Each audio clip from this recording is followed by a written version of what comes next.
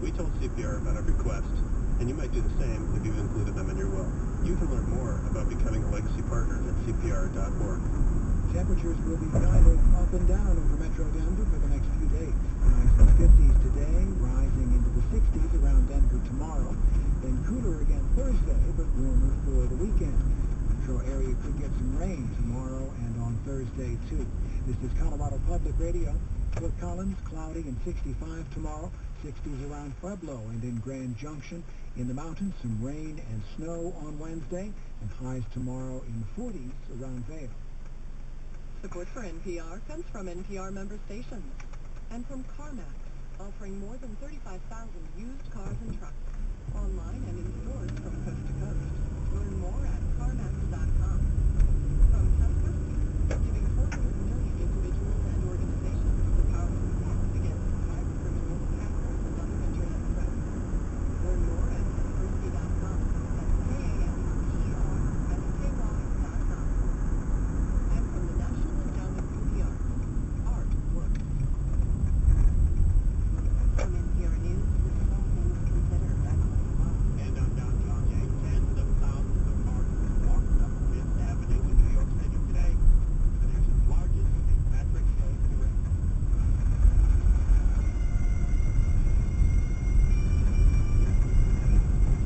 Bagpipers, firefighters, and police officers brought their stuff, and for the first time ever, so did a lesbian, gay, bisexual, and transgender group under its own banner. LGBT groups have pushed to march in the event for decades. NPR's Hansi Lo Wong was at the parade and reports some gay activists were still protesting today. Amidst the drumming and the cheers was the familiar refrain from protesters at the country's oldest celebration of Irish heritage. That's LGBT activist group Irish Queers, calling for more openly gay groups to be allowed to march under their own banners. The one LGBT group that was allowed to march is called Out at NBC Universal. They are employees of NBC, the parade's broadcaster, and Northrop of Manhattan says allowing one group is not enough. I'm here because the St. Patrick's Day parade organizers think they made a compromise, but in fact it's all a corporate deal. It has nothing to do with really opening up the parade and welcoming gay people in, and certainly not Irish gay people. Parade organizers say they have welcomed LGBT marchers to join with other non-LGBT groups in the past. But Hillary Byrne, the parade's executive secretary, says recent protests and negative publicity pushed organizers into allowing the parade's first openly gay group to march together with their own sign. It was a logical step based on recent years' events and society changes, and this was the group that we selected to ensure the integrity of our parade. The decision to include them came after Guinness and Heineken dropped their corporate sponsorships last year in protest of the ban on openly gay groups. And now both beer makers are back. Craig Robinson, a member of Out at NBC Universal, says his employer and group saw joining this year's parade as an opportunity. We know progress sometimes comes from small steps, and that by being the first group, that it would perhaps make it easier for other groups to march in subsequent years. This has never been about a gay group.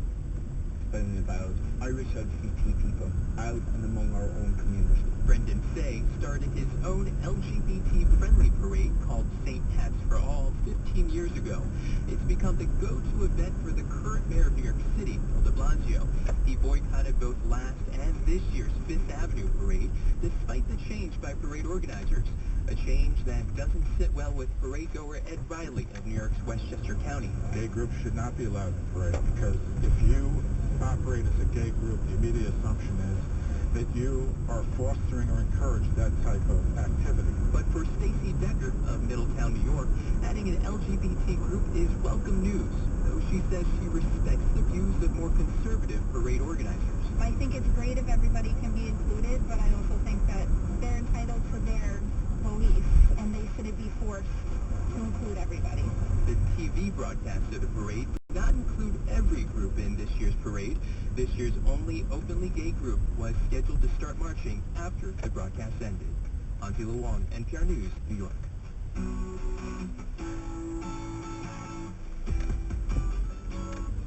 News of a very early retirement is jolting the NFL.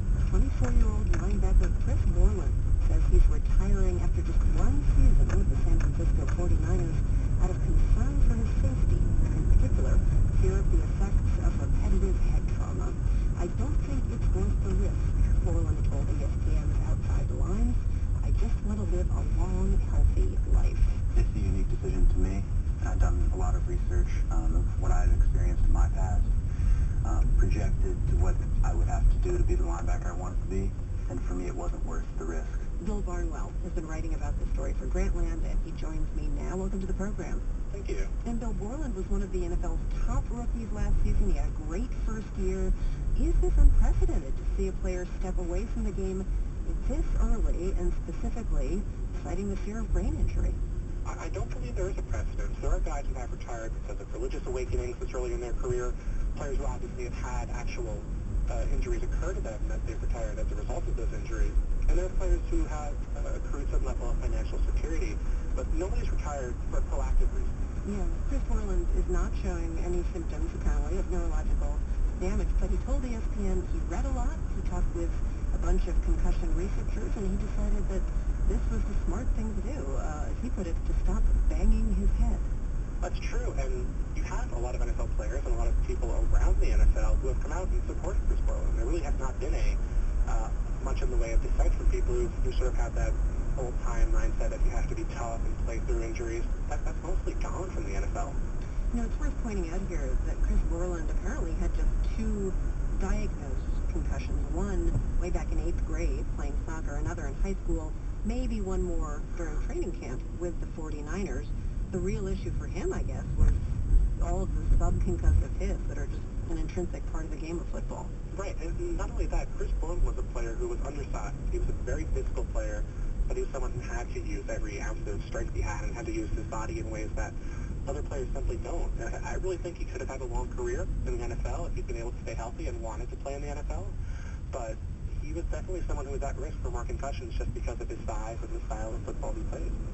Does Chris Borland, though, have options that other NFL players might not have? He said he plans to go back to school, maybe pursue a career in sports management. Is it easier for him to walk away from the game then for some other players who might need the money, might not have any options outside the league? I think that makes a lot of sense. There's definitely some level of flexibility for Chris Borland. He does have a 4-year degree from Wisconsin. He can afford to go to school and get his graduate degree. He can afford to pursue different avenues as a professional.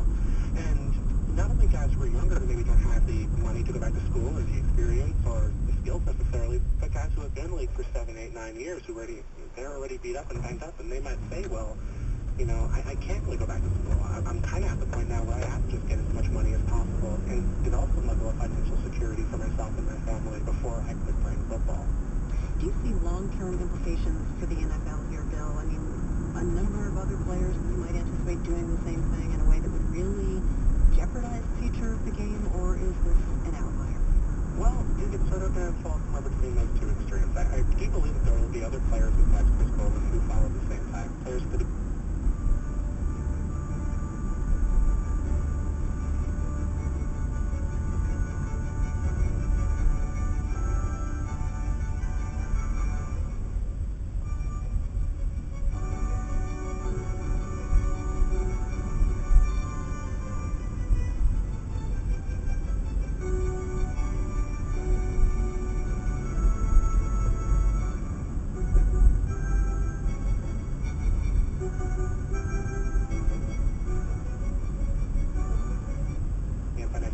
that Chris Borland had when he made his decision. I think it's going to be sort of a more vulnerable game.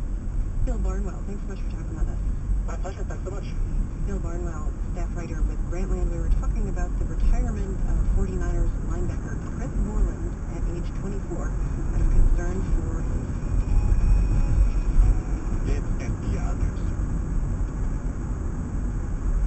Much of Colorado is getting some rain over the next couple of days. These last few days is the start of spring. Along the Front Range of Federal and western Colorado, rain and snow possible in the mountains around Vail tomorrow and again on Thursday. This is Colorado Public Radio. Temperatures should be a little warmer around Denver tomorrow with highs in the mid-60s, even temperatures close to 70 on Wednesday. Cooler again on Thursday. Highs in 50s. Getting warmer to start the weekend. Support for Colorado Public Radio comes from Bonfils Blood Center with a reminder that blood donations are needed every day. Appointments and information on donating blood and saving lives at bonfils.org. Colorado Public Radio is supported by members, including network partners. Thank you to Larry Schwartz and Cherie Cairo Schwartz, Susan Diaz, and Keith and Lindsay Campbell for your gifts. Sustained program.